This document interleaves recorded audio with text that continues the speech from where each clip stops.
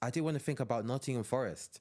This is a team that I think has been going a little bit under the radar. They've made some really interesting transfers this season. And obviously, as I mentioned earlier, Morgan Gibbs-White was on the brink of a move to Spurs.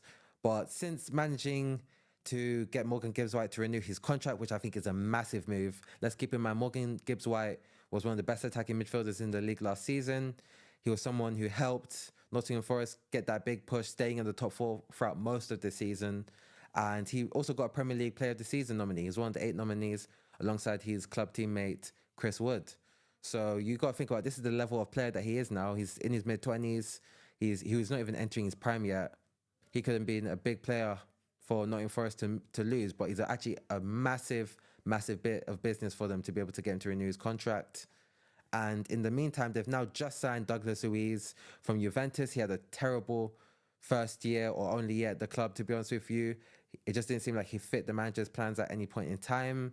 And it didn't look like he assimilated very well, if I'm being honest. So he's now coming right back to the Premier League where he's shone for Aston Villa before.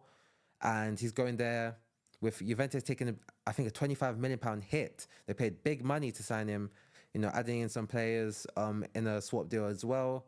But now, Nottingham Forest getting him for decent money, getting him for quite close to £30 million, in my opinion. That's someone that massively improves that midfield.